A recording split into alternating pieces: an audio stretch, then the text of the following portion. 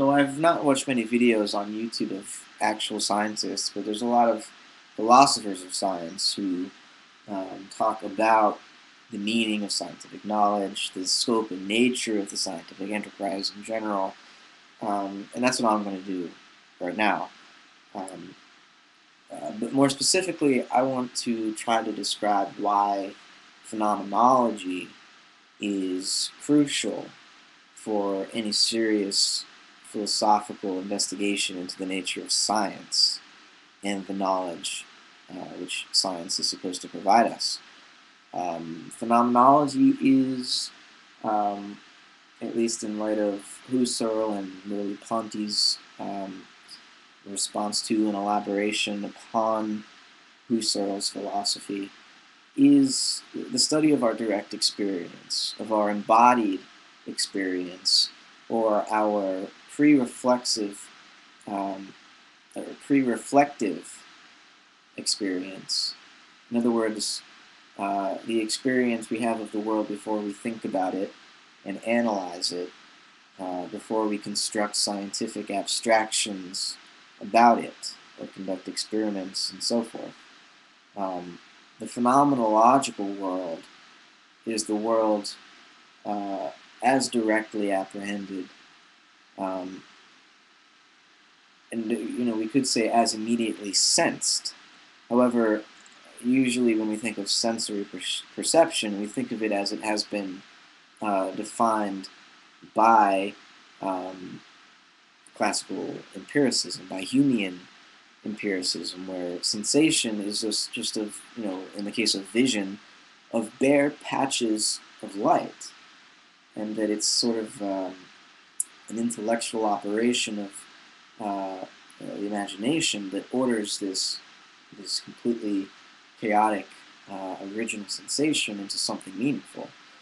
When phenomenology talks about sensory experience, they're talking about something which is always already permeated by the memory, by the imagination, by our language, by our motor capacities as animate bodies.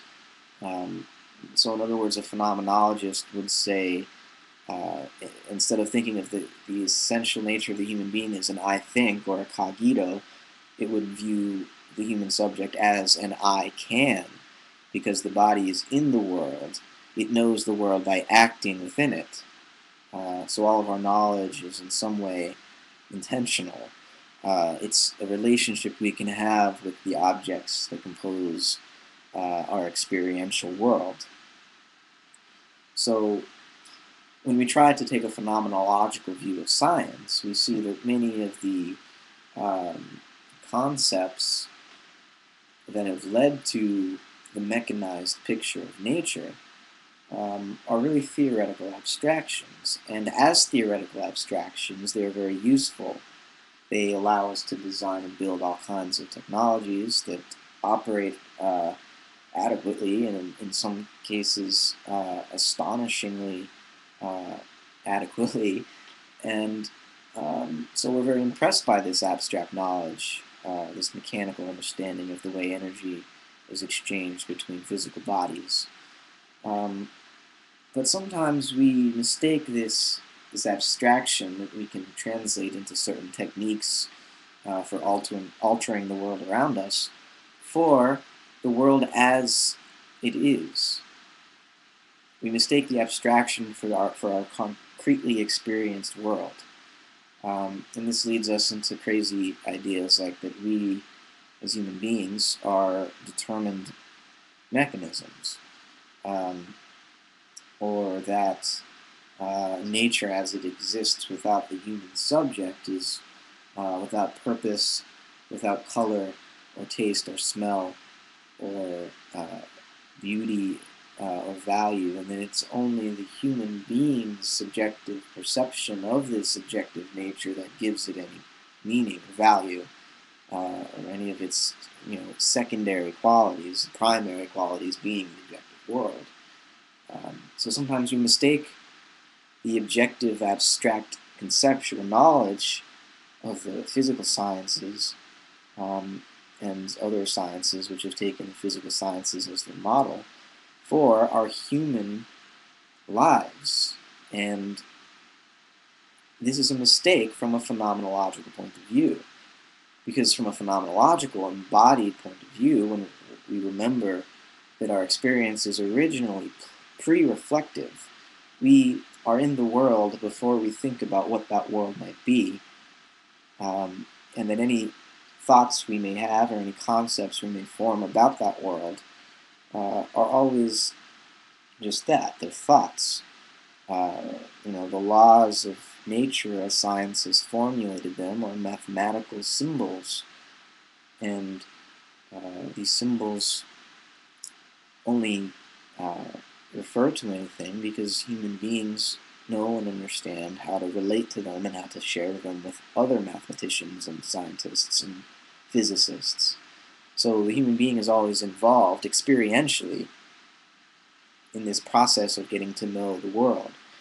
So from the phenomenological perspective, scientific knowledge is an intersubjective enterprise, and never is an objective world reached or perceived or sensed. It's always a theoretical entity. And as a theoretical entity, as I said, it's very useful. But we should not mistake this technical knowledge of a theoretical entity for the actual world that we experience as human beings. When we do so, we lead ourselves into all kinds of existential confusions.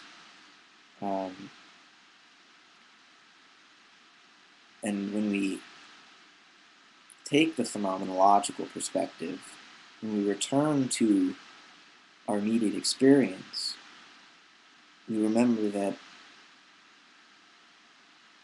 creativity and freedom and human expression and morality, they're all just as real, if not more so, than any of the scientific objects which we have written down in our textbooks.